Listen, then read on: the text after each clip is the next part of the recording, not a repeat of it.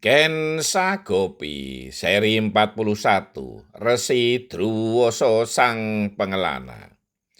Ki Demangonto Gopo setiap saat menceritakan kepada warganya bahwa kakak dari Ken Sagopi dari kampung halamannya sedang mengunjunginya. Sekitar 2-3 pekan, Raden Basudewa berada di Widoro Kandang. Ken Sagopi merasa bahagia. Haryo Udowo sudah begitu akrab dengan Raden Basudewa. Setiap saat diajak bercanda. Kionto Gopo melihat itu semua, berusaha untuk ikut tersenyum walau tertahan. Nyi, untuk waktu-waktu yang akan datang, mungkin aku sulit mencari waktu seperti ini. Kuharap kau bisa memahaminya. Raden Basudewa memecah kesunyian. Ken Sagopi hanya mengangguk kecil tanpa menjawab. Bagaimanapun juga, aku adalah seorang putra mahkota. Ayahanda Prabu sudah memberi banyak tanggung jawab kepadaku. Raden Basudewa meyakinkan. Baru kemudian Ken Sagopi menjawab. Sagopi memahami Raden, apalagi di Kasatriyan sudah ada calon permaisuri. Hamba yang hina ini pasti dilupakan. Bukan begitu, Nyi. Namun tugas kerajaan yang memang harus aku utamakan.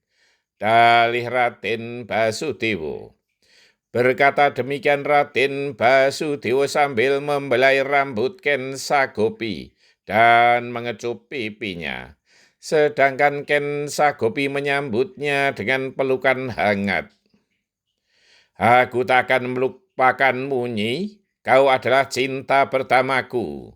Rayu Raden Basudewa. Ken Sagopi hanya tertunduk dengan mata yang sayu.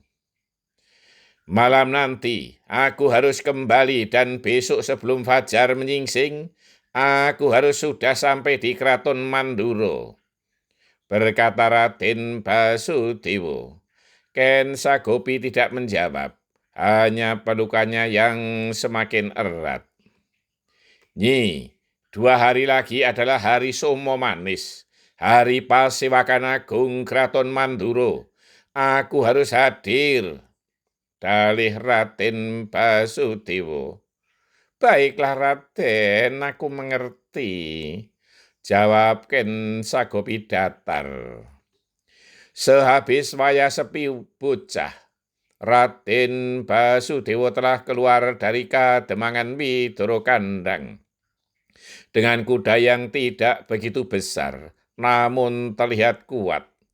Derap kaki kuda tidak terlalu kencang, agar tidak mengejutkan warga kademangan. Sementara itu, di Kaputren, Dewi Kunti masih belum berani keluar. Ia telah diyakinkan oleh Mbok Emban Sepuh bahwa ia benar-benar telah mengandung. Dewi Kunti belum bisa menyadari sepenuhnya mengapa bisa terjadi. Ia tidak merasa melakukan sesuatu yang kata para pinisepuh bisa membuat seseorang mengandung. Mbok Emban, mengapa bisa terjadi demikian? Berkata Dewi Kunti.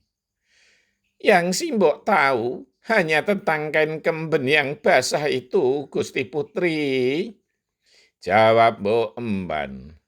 Kenapa dengan kemben itu, Mbok? Bertanya Dewi Kunti. Mbok Emban mencoba menjawab dengan jujur. Basahnya itu pasti karena seorang lelaki, Gusti. Aku tidak pernah menerima kunjungan seorang lelaki, apalagi melakukan yang tidak pantas, Mbok.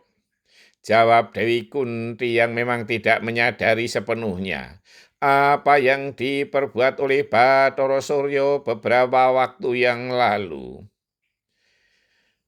Maaf Gusti, jangan-jangan Resi Druwoso berbuat tidak sepantasnya. tuduh mbok emban tiba-tiba. Jangan sembarangan, Mbok, itu tidak mungkin terjadi, bentak Dewi Kunti. Maaf, Gusti, yang aku tahu hanya beliau yang selalu dekat dengan Gusti Putri.